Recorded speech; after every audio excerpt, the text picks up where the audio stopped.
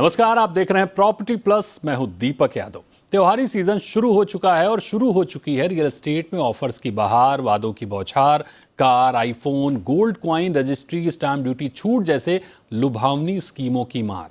लोग त्योहारी सीजन को घर खरीदने के लिहाज से शुभ मानते हैं, लिहाजा इस दौरान घरों की बिक्री भी खूब होती है। 2021 की दूसरी छमाही में देश के टॉप 8 शहरों में 1,33,000 घर बिके थे। 2022 की दूसरी छमाही में 1,53,000 घर बिके थे और इस साल भी दूसरी छमाही में यानी 2023 में जुलाई से दिसंबर के बीच भी बम्पर बिक्री का अनुमान है। लेकिन इस बीच रियल एस्टेट सेक्टर का एक और पहलू है जो बदसूरत है लेकिन सच है। वो ये कि देश में करीब 4.5 लाख से अधिक घर अटके हुए हैं, जिसे पूरा करने के लिए सरकार की विशेष कमेटी जद्दोजहद कर रही है।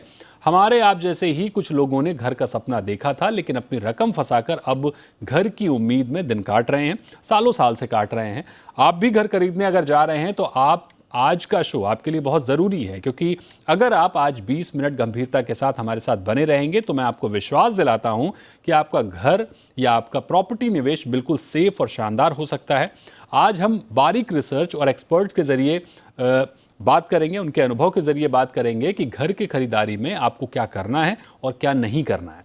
हमारे साथ दो खास मेहमान हैं। हमारे साथ हैं एडवोकेट निर्मित श्रीवास्तव, लीगल एक्सपर्ट हैं और लीगल किस तरह से किसी प्रॉपर्टी को देखा जाए, लीगल नज़रिया किस तरह से होना चाहिए, वो बताएंगे। प्रदीप मिश्रा हमारे साथ हैं, प्रॉपर्टी एक्सपर्ट।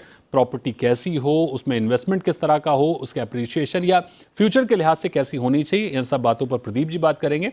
तो बहुत शुक्रिया करेंगे निर्मित और प्रदीप जी आपका हमारे साथ जुड़ने के लिए। सबसे पहले निर्मित आपके पास आते हैं। सबसे अहम होता है किसी भी प्रॉपर्टी का टाइटल वेरिफिकेशन। तो मुझे बताइए कि टाइटल वेरिफिकेशन के लिए क्या कुछ करने की जरूरत है। जी दीपक जी, सबसे पहले तो मैं इसमें आपको बता दूं कि टाइटल वेरिफिकेशन एक तरह का ड्यू डिलिजेंस होता है, जिसमें कोई भी home buyer, potential prospective home buyer जाता है रजिस्ट्रार ऑफिस में। वो खुद स्वयं से जा सकता है या अपने किसी लॉयर के थ्रू वो चीज वहां जा सकता है, और वहां जाके वो ये पता करता है कि क्या प्रॉपर्टी का टाइटल मार्केटेबल है, क्लीन है, और उस पर किसी तरह का इनकम्बरेंस तो नहीं है। मतलब उस पर किसी तरह की लाइबिलिटी तो नहीं है पहले से। तो उसमें क्या करते हैं आमतौर पे हम लॉयर्स लोग, क्या करते हैं कि लास्ट 30 ईयर्स का उसमें टाइटल सर्च निकालते हैं कि 30 ईयर्स मिनिमम उसकी चेन निकालते हैं, कि वो वहां पे कहीं ऐसा ना हो कि एक सेल डीड की जगह दो सेल डीड, तीन सेल डीड उसी प्रॉपर्टी की गई हो, और ये बात ग्राहक को ना बताई गई हो, घर खरीदार को ना बताई गई हो। तो उसके लिए हम लोग एक एक ही सेल डीड नहीं, पर उससे जुड़े हुए तमाम सेल डीड जो होती है वो देखते हैं हम लोग। उसके साथ रजिस्ट्रार ऑफिस में no non encumbrance certificate issue होता है, उसको देखते हैं, जिसको हम लोग आमतौर पे लीगली हम लोग बोलते हैं एनईसी, कि इस पे क्या एनईसी इशूड है इस प्रॉपर्टी पे, मतलब क्या ये प्रॉपर्टी भार मुक्त है। और उससे भी अगर आदमी संतुष्ट नहीं है, तो अभी सेंट्रल गवर्नमेंट ने एक नई स्कीम चालू करी, जिसमें ऑनलाइन सरशाई के माध्यम से एक तरह की रिपोजिटरी बनी हुई है, डिजिटल रिपोजिटरी, कि कहीं भी किसी भी प्रॉपर्टी के ऊपर अगर किसी तरह का मॉर्गेज है, किसी तरह की वो प्रॉपर्टी बंधक बनी हुई है, तो वहां से भी जाके वो ग्राहक पता कर सकता है कि प्रॉपर्टी फ्री है, उसकी उसका टाइटल क्लियर है कि नहीं है। प्रदीप जी, मेरा अगला सवाल आपसे ये होगा कि प्रॉपर्टी लोकेशन को लेकर क्या ध्यान रखने वाली बात है, क्योंकि प्रॉपर्टी में जो सबसे अहम चीज होती है वो लोकेशन होती है। तो लोकेशन के लिए हम किन बातों पर फोकस रखें। देखिए दीपक जी, प्रॉपर्टी के अंदर लोकेशन सबसे इंपॉर्टेंट होती है। प्रॉपर्टी कहा ही जाता है कि लोकेशन लोकेशन लोकेशन, मतलब तीन एस्पेक्ट होते हैं और तीनों लोकेशन ही होते हैं। जब आप प्रॉपर्टी बाय करते हैं तो प्रॉपर्टी की बाजार से दूरी, अस्पताल से दूरी, आपके ऑफिस से दूरी, स्कूल से दूरी, प्रेजेंट इंफ्रास्ट्रक्चर और फ्यूचर प्रपोज इंफ्रास्ट्रक्चर, गवर्नमेंट किस बेस पे वहां पर काम करती है इसको समझना, आपके डेली नीड्स के आइटम आपको कैसे मिलेंगे, ट्रांसपोर्टेशन कैसा है, क्राइम लेवल क्या है, पॉल्यूशन लेवल क्या है, और क्या एमिनिटीज आपको आसपास और मिल पा रही है आपके रहने के लिए। ये बहुत इंपॉर्टेंट चीज है, ये आपको लोकेशन पॉइंट ऑफ व्यू से ये चीजें जरूर देख लेनी चाहिए। निर्मित, डॉक्यूमेंट्स की जांच कैसे करें, कौन से अहम डॉक्यूमेंट्स होते हैं जिन पर हमें फोकस बनाए रखना चाहिए। देखिए, इसको आसान भाषा में समझाने के लिए मैं एक डिस्टिंक्शन ड्रॉ करता हूँ कि एक खरीदार है जो जो एक अपना एक निजी मकान बनाता है, अपना आवास बनाता है, उसके लिए एक अलग चेकलिस्ट बनती है। और एक कोई ग्रुप हाउसिंग में जाता है या अपार्टमेंट्स में जाता है तो उसकी अलग होती है। पर दोनों में ये बहुत महत्वपूर्ण है कि ऑक्यूपेंसी सर्टिफिकेट, जिसको सीसी और ओसी कंप्लीशन सर्टिफिकेट और ऑक्यूपेंसी सर्टिफिकेट, इसका इशुएंस बहुत जरूरी है। इसके बगैर अगर आप पोजीशन में जा रहे हैं तो पोजीशन वैलिड नहीं है और लीगल नहीं है। वो अलग बात है कि बिल्डर आपको कंपेल करके, आपको सोसाइटी कंपेल करके पोजीशन में ले आ रही है, बट वो पोजीशन लीगल नहीं है। वो आपने ले लिया, अपनी स्वेच्छा से ले लिया, उसके फिर उसके आप ही पे जिम्मेदारी है अगर कुछ भी आगे पीछे होता है। लिफ्ट नहीं है उसमें प्रॉपर्टी में अगर, और तो प्रॉपर्टी का सिविल कंस्ट्रक्शन पूरा नहीं है पर आपको फिर भी उसमें कब्जे में ले आया है, तो ये आपकी जिम्मेदारी है। जब आपको पहले से पता करना चाहिए कि क्या इस प्रॉपर्टी का कंप्लीशन सर्टिफिकेट इशूड है, तो पोजीशन सर्टिफिकेट इशूड है, तो ये सारे डॉक्यूमेंट्स हैं जो आपको देखने ही है। और कहीं कहीं ऐसी भी प्रॉपर्टीज होती हैं जहाँ पे कॉलोनाइजर्स होते हैं, सोसाइटी ओनर्स होते हैं, जहाँ पे प्लॉटिंग करके देना चालू कर देते हैं और वो प्रॉपर्टी बाद में चलती है कि वो ऑलरेडी एक्वायर्ड है, और उसमें कहीं कहीं कंपनसेशन का वाद विवाद चल रहा होता है और ये नॉलेज में होता ही नहीं होम बायर के। और वो बराबर से पेमेंट वेमेंट करके ऐसा सोचता है कि मैं घर बना जाऊं, और वहां पे किसान का विवाद चल रहा होता है। जैसे ये बहुत आम बात है, नोएडा, ग्रेटर नोएडा में काफी इस तरह के मसले विवाद सुर्खियों में बने रहे और काफी लंबे समय तक इनका लिटिगेशन भी चलता रहा। तो ये एक ऐसी चीज है जो आदमी को देखना पड़ेगा कि लिटिगेशन फ्री है प्रॉपर्टी की नहीं है। साथ साथ आप टाइटल देख लीजिए, सब देख लीजिए, पर लिटिगेशन फ्री है कि नहीं है वो भी देखना जरूरी है, क्योंकि उसके बैकड्रॉप में क्या पता लिटिगेशन चल रही है जो आपको डिस्क्लोज ना की गई हो। तो इसी में एक्विजिशन हो गया, फार्मर्स का डिस्प्यूट हो गया, कंपनसेशन का डिस्प्यूट हो गया, ये सारे मामले हैं जो बहुत लंबे खिंचते हैं। और उसमें क्योंकि आपने एक अच्छा खासा इन्वेस्टमेंट कर चुके होते हैं, तो आप ना बाहर आ पाते हैं, प्रॉपर्टी से विड्रॉ भी नहीं कर पाते हैं, और आप बस लिटिगेशन में चले रहते हैं। तो इससे सबको सतर्क करना चाहिए मेरे राय में। प्रदीप जी, बिल्डर की छवि सबसे अहम होती है, तो छवि बिल्डर की अच्छी हो इसके लिए हम किन बातों पर, किन बारीकियों पर फोकस रखें? देखिए दीपक, जब हम किसी भी डेवलपर के पुराने प्रोजेक्ट को स्टडी करते हैं जो उसके रेडी टू मूव स्टेज पे है, हमें उसकी एक्चुअल स्टेज समझने की जरूरत होती है। कितना देर उसने पोजीशन में लगाया, क्या टाइम कंप्लीशन का टाइम लगाया, और रेडी टू मूव प्रोजेक्ट है उसकी एक्चुअल पोजीशनिंग क्या है। क्या प्रोजेक्ट टाइम पे मिला और वहां पे जो होम बायर्स जिन्होंने घर लिया वो उससे सेटिस्फाई है, आफ्टर सेल सर्विस ठीक है या नहीं। ये जो पुराने जो उनके बायर्स हैं उनसे हमें ये पूछने पे काफी सारी चीजें पता लग जाती। फिर क्या उसकी रेपुटेशन लीगल है, क्या मैक्सिमम केसेस हैं, क्या बायर के साथ उसका जो ड्यूरिंग कंस्ट्रक्शन क्या ट्रैक रहता है, वो सभी समझने की जरूरत है यहाँ पर। फिर डेवलपर की फाइनेंशियल पोजीशन, क्या उस पर कोई बहुत ज्यादा डेब्ट तो नहीं है, क्या वो प्रोजेक्ट बना पाएगा भी नहीं बना पाएगा, लैंड पूरी क्लियर है या नहीं, क्योंकि जिस प्रॉपर्टी बना रहा है अगर ऑलरेडी वो बहुत ज्यादा मॉर्गेज है तो भी कहीं ना कहीं उसको दिक्कत आ सकती है। फिर डेवलपर का सेल्स और मार्केटिंग प्लान क्या है, कैसे कैसे वो फेज वाइज सेल करेगा, फेज वाइज डेवलपमेंट कैसे करेगा, क्या टाइम ऑफ डिलीवरी है, रेपुटेशन के साथ साथ उसमें ट्रांसफर क्लॉज क्या है, क्या आप बिफोर कंस्ट्रक्शन बिफोर पोजीशन आप उसे बेच सकते हैं नहीं बेच सकते, और अगर कोई ट्रांसफर है अलाउ तो उस पर ट्रांसफर चार्जेस क्या है। ये सारी चीजें आपको बिल्डर की छवि से रिलेटेड हैं जो आपको प्रॉपर्टी बाय करने से पहले समझनी चाहिए। निर्मित, किसी भी प्रॉपर्टी में हम देखते हैं कि करीब 30 से ज्यादा अप्रूवल्स होते हैं, तो वो अप्रूवल्स किसी प्रॉपर्टी के लिए कितने जरूरी होते हैं, और एक कंज्यूमर के नाते हमें किन अप्रूवल्स को सबसे गौर से देखना चाहिए? देखिए, इसमें तो पहले तो क्लैरिटी होनी चाहिए आदमी को कि वो जिस प्रॉपर्टी को परचेज कर रहा है या परचेज करने का सोच रहा है, वो किस डेवलपमेंट अथॉरिटी के अंडर आती है। जैसे यूपी हाउसिंग बोर्ड के अंडर आती है, या वो डेवलपमेंट अथॉरिटी के अंडर आती है, या वो प्रॉपर्टी किसी ग्रामीण क्षेत्र में आती है। तो बेसिस ऑन दैट आपकी रिक्वायरमेंट ऑफ चेकलिस्ट भी चेंज होती जाती है। कि अगर आप प्रॉपर्टी ले रहे हैं कमर्शियल एरिया की, तो कमर्शियल भी चेकलिस्ट अलग होगी एज कम्पेयर टू अगर आप किसी रूरल एरिया जहाँ पे लैंड यूज का नेचर ही अभी तक कमर्शियल नहीं हुआ है, और उसमें आदमी ने एप्लीकेशन दे रखी कि बिल्डर ने एप्लीकेशन दे रखी कमर्शियल करना है। तो कमर्शियल के लिए उसको जहाँ एप्लीकेशन है वहां पे आपको जाके ट्रैक करना पड़ेगा कि कमर्शियल नेचर के लिए जो उसने लैंड यूज चेंज करा है, क्या उसको एप्लीकेशन की प्रोसेस हुई है, क्या उसको परमिशन ग्रांट हुई है। तो तमाम स्थितियों में आपकी रिक्वायरमेंट के हिसाब से चेकलिस्ट भी चेंज होती रहती है। प्रदीप जी, जाहिर तौर पर जब हम प्रॉपर्टी लेते हैं तो फिजिकल वेरिफिकेशन बहुत ज़रूरी होता है, तो प्रॉपर्टी कागज़ पर भी जो दिख रही है वही ग्राउंड पर भी हो, इसको चेक करने के लिए क्या कुछ करें? देखिए दीपक, यहाँ बगैर फिजिकल वेरिफिकेशन के हमें प्रॉपर्टी लेनी ही नहीं चाहिए। फिजिकल वेरिफिकेशन कितना इंपॉर्टेंट नहीं, सबसे इंपॉर्टेंट है।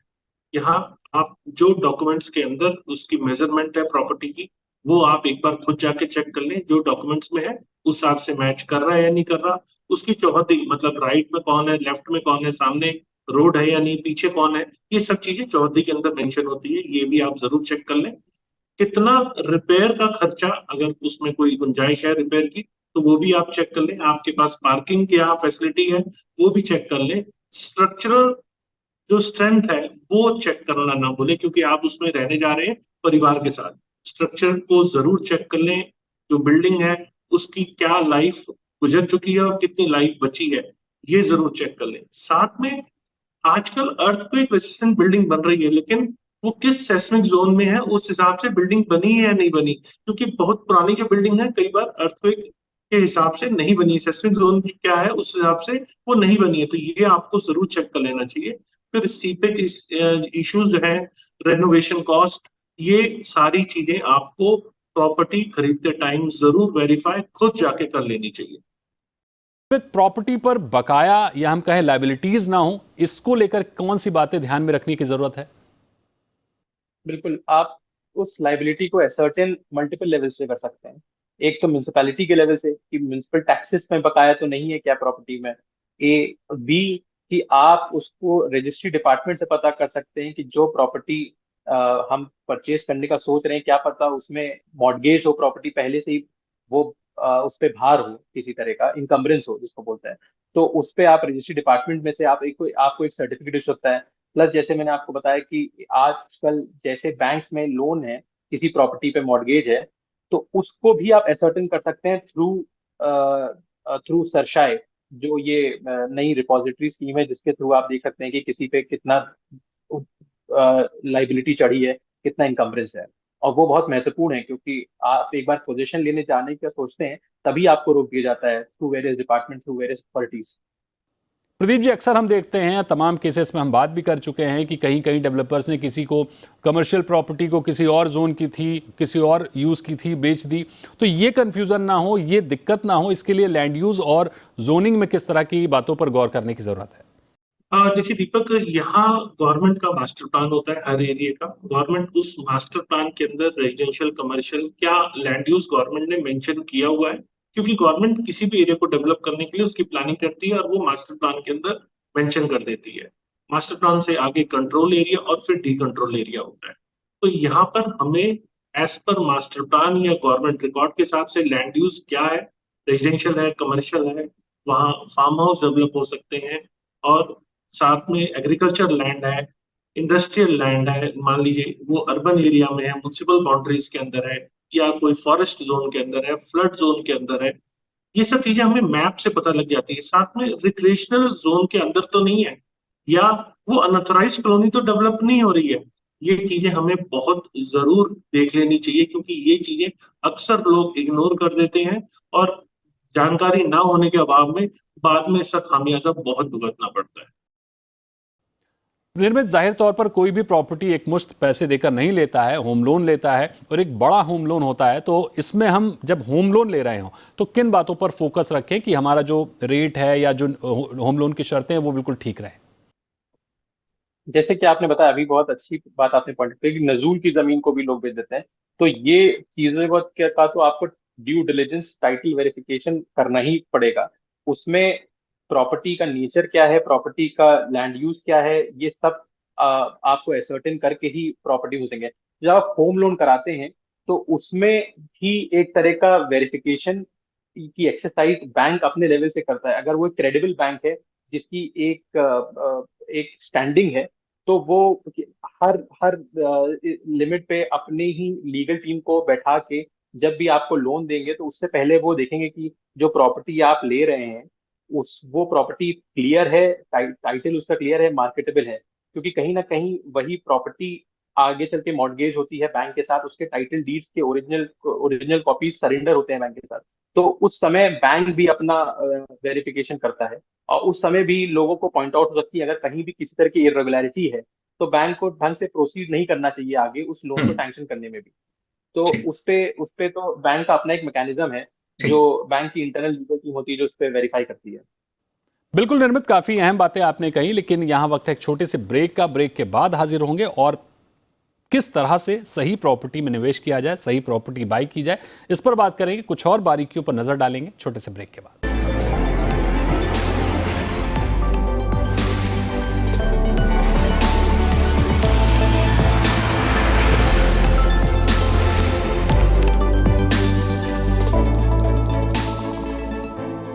Welcome back. आप देख रहे हैं प्रॉपर्टी प्लस और आज हम प्रॉपर्टी प्लस में बात कर रहे हैं कि अगर आप किसी प्रॉपर्टी में इन्वेस्ट करने जा रहे हैं, निवेश करने जा रहे हैं, घर खरीदने जा रहे हैं, तो फिर आपको किन अहम बातों पर ध्यान रखना बहुत ज़रूरी है ताकि आपका जो निवेश है वो पूरी तरह से परफेक्ट हो। तो चर्चा को आगे बढ़ाते हैं। प्रदीप जी, जाहिर तौर पर प्रॉपर्टी लोग असेट बढ़ाने के लिए, इनकम के लिए लेते हैं, तो प्रॉपर्टी की रेंटल यील्ड और एप्रिसिएशन के लिहाज से किन बातों पर गौर करने की जरूरत है? देखिए, हर सिटी का अलग रेंटल की कैलकुलेशन आती है। अगर आप रेजिडेंशियल ले रहे हैं और कमर्शियल ले रहे हैं तो भी चीजें डिफरेंट हो जाती है। तो रेंटल इनकम क्या आ रही है उस सिटी की, ये आप अगर पहले चेक कर लेते हैं तो आपको प्रॉपर्टी कौन से एरिया में खरीदना है ये थोड़ा सा आसान हो जाता है। और वैल्यू एप्रिसिएशन सेकेंडरी फैक्टर है। अगर आप वैल्यू एप्रिसिएशन भी देख रहे हैं, क्योंकि कई बार रेंटल जो प्रॉफिट है वो कम होता है, इनकम कम होती है, लेकिन प्रॉपर्टी की वैल्यू एप्रिसिएशन बहुत हो जाती है। तो आप इन दोनों एस्पेक्ट को जरूर देख लें। साथ में जब आप प्रॉपर्टी खरीद रहे हैं, क्या वो प्रॉपर्टी रेंटेड है, और रेंट ड्यूरिंग रेंट क्या वो प्रॉपर्टी सेल हो सकती है या नहीं सकती। और अगर प्रेफर करें कि प्रॉपर्टी वैकेटेड हो या अगर रेंटल है और आप उसे खरीदने के लिए तैयार हैं उस टर्म्स एंड कंडीशन पे, तो हमें उन टर्म्स एंड कंडीशन को पहले समझना है। और जो सोर्स ऑफ रेंटल इनकम है, कई बार होता है कि वो रेंटल इनकम डेवलपर द्वारा आ रही होती है और ब्रांड रेवेन्यू शेयरिंग मॉडल पे होता है। तो ये आपको चेक करना है कि रेंटल इनकम प्रॉपर ब्रांड से आ रही हो और साथ में उसकी रीसेल वैल्यू एक्चुअल क्या है। ये चीजें आपको खरीदने से पहले जरूर देख लेनी चाहिए अगर आप रेंटेड प्रॉपर्टी या वैल्यू एप्रिसिएशन के लिए इन चीजों को देख रहे हैं। निर्मित, हम देखते हैं अक्सर कई जगह कैश पेमेंट की बात होती है और कई कई बार ब्लैक एंड व्हाइट की बात देखने को मिलती है, चली रही है। तो प्रॉपर्टी की खरीदारी में पेमेंट के लेन देन को लेकर किसी भी ग्राहक को क्या सावधानियां बरतने की जरूरत है? नहीं नहीं, पेमेंट पे तो मेरा मानना बड़ा ही स्पष्ट है कि अब जब से गवर्नमेंट की नई पॉलिसीज आई है, एक सीलिंग लिमिट हो गई है तो कैश ट्रांजैक्शंस को भी लेके। और दूसरी बात, अगर आप बिल्डर्स से ट्रांजैक्ट कर रहे हैं जो which can in future can lead to some sort of litigation, तो कैश का स्कोप को जीरो ही रखना है। उसको तो आपको बिल्कुल मिनिमम से मिनिमम रखना है। ज्यादा ज्यादा एनईएफटी आरटीजीएस हो तो बेटर है, क्योंकि वो रिसीट्स और वो जो आपके पेमेंट्स की रिसीट्स है वो आगे चल के आपके फेवर में ही रहेगा। कहीं पे कोई भी ट्रांजैक्शन को डिस्प्यूट करने को बिल्डर खड़ा होता है आगे चल के, तो कैश में अगर डीलिंग रहेगी तो बहुत डिफिकल्ट रहता है। उसमें कहीं ना कहीं आदमी को आगे चल के प्रूफ भी नहीं कर पाता है, और वो एक उसी के लिए एक बहुत बड़ा इशू बन जाता है डील करने में। अक्सर हम देखते हैं प्रदीप जी कि जब कोई प्रॉपर्टी बेचता है तो उसके भाव को लेकर कंफ्यूजन रहती है कि एरिया में एक डेवलपर का भाव कुछ और है, दूसरे का कुछ और है, तो सही भाव का चुनाव कैसे करें? देखिए दीपक, कई बार जब प्रॉपर्टी हम खरीदते हैं तो डेवलपर द्वारा बेसिक प्राइस आपको बताया जाता है, लेकिन रेरा आने के बाद उस चीज को बिल्कुल मना है। अब वो आप अगर डेवलपर प्रॉपर्टी सेल कर रहा है तो उसको टोटल चार्जेस क्या है, मतलब फाइनल मुकम चार्ज टोटल क्या पे करने हैं बायर को, वो बताना जरूरी हो गया है। तो यहाँ टोटल कॉस्ट आपको समझने की जरूरत है। साथ में उस एरिया में जो बाकी प्रॉपर्टीज हैं उससे जब आप कंपैरिजन करते हैं, और super area versus carpet area कितना आपको एक्चुअल मिल रहा है। क्या रेरा आने के बाद कारपेट एरिया मैंडेटरी हो गया, लेकिन जिस प्रॉपर्टी जो रेरा आने से पहले बिकी थी सुपर एरिया के हिसाब से, उसको भी आप एक्चुअल में जब कंपैरिजन करके सामने रखते हैं तो आपको ये पता लग जाता है कि प्रॉपर्टी की एक्चुअल वैल्यूएशन क्या है। लेकिन यहाँ पे इंपॉर्टेंट फैक्टर ये है कि डेवलपर की रेपुटेशन क्या है, उसका ट्रैक क्या है, इस हिसाब से कई बार वैल्यूएशन में डिफरेंस आता है। तो इन चीजों को खरीदने से पहले आप कंसिडर करें। निर्मित, हम देखते हैं कि प्रॉपर्टी में मल्टीपल टैक्सेस होते हैं, तो टैक्स के गणित को किस तरह से समझे, क्या ध्यान देने वाली बातें होती हैं टैक्स को लेकर? प्रॉपर्टी का जो मेन, जब आप किसी प्रॉपर्टी के सेल प्रोसीड्स को लेके आगे बढ़ते हैं तो उस पर आपको विशेष ध्यान देना है कि अगर आप प्रॉपर्टी से कमाया हुआ जो सेल प्रोसीड्स है उस पे 3 साल तक के लिए आपको कैपिटल गेन अकाउंट में अगर आपने वो पैसा सुरक्षित रखा है, तब तो पैसा आप टैक्स से बचा सकते हैं। नहीं तो वो पूरा पूरा जो आपका प्रॉफिट है on the sale of that property, आपको उसको एज पर एक्चुअल टैक्स देना ही पड़ेगा। अगर आप प्रॉपर्टी का सेल प्रोसीड वापस से री इन्वेस्ट करते हैं तो बात अलग है। बट अगर आप उस प्रॉपर्टी का इन्वेस्टमेंट से जो सेल प्रोसीड कहीं और इन्वेस्ट करते हैं तो उसमें आपको एज पर एक्चुअल टैक्स देना पड़ेगा जो भी निकल के आता है। और अंत में मेरा सवाल प्रदीप जी आपसे ये होगा कि प्रॉपर्टी का बीमा कितना अहम होता है? देखिए दीपक, इंश्योरेंस बहुत मैंडेटरी है। और बेसिकली इंश्योरेंस ये है कि अगर कोई ऐसी स्थिति आ जाए कि आप लोन नहीं रीपे कर पा रहे, तो वो आपको इंश्योरेंस लेना चाहिए। और प्रॉपर्टी का इटसेल्फ एक इंश्योरेंस आपको जरूर ले लेना चाहिए। देखिए, लोन के बेनिफिट्स हैं। लोन किस टाइप के होते हैं? पहली चीज, आप टर्म लोन ले सकते हैं और होम लोन इंश्योरेंस ले सकते हैं। इन दो से आपको प्रोटेक्शन मिल जाती है। इसका जो बेनिफिट आपको मिलता है वो टैक्स बेनिफिट्स आपको मिलता है। जॉइंट एप्लीकेट केस में आपको एक कवरेज एडिशनल मिल जाती है और एक फैमिली की सिक्योरिटी मिलती है। तो मेरे को लगता है कि इंश्योरेंस एक इंपॉर्टेंट रोल है जो अक्सर लोग दरकिनार कर देते हैं और इससे बचने की कोशिश करते हैं कि एडिशनल लोड है। लेकिन नहीं, ये बहुत इंपॉर्टेंट चीज है। आपको होम लोन इंश्योरेंस या टर्म इंश्योरेंस लेकर अगर आप फ्यूचर में अनसर्टेनिटीज आ सकती हैं, उससे आप इससे बच सकते हैं। तो ये एक बहुत ही फायदे का सौदा रहता है। बिल्कुल, यानी A to Z अगर आप इन बातों का ख्याल रखेंगे तो आप त्योहारी सीजन ही नहीं बल्कि कभी भी प्रॉपर्टी के निवेश में धोखा नहीं खाएंगे। ये हमारी एक कोशिश थी कि हम आपको सचेत कर सकें, सावधान कर सकें। जांच पड़ताल बहुत जरूरी है। ध्यान रखिएगा, लुभावने ऑफर्स में नहीं फंसना है, डेवलपर्स की फोमो स्ट्रेटजी में नहीं पड़ना है। मजबूत ड्यू डिलिजेंस करने के बाद ही किसी प्रॉपर्टी में एंट्री करिएगा। हमारे एक्सपर्ट ने आपको जो सावधानियां बताई हैं उन्हें अगर आपने ध्यान में रखा तो आपका निवेश सेफ और शानदार रहेगा। निर्मित जी और प्रदीप जी, आपका बहुत शुक्रिया हमारे साथ जुड़ने के लिए।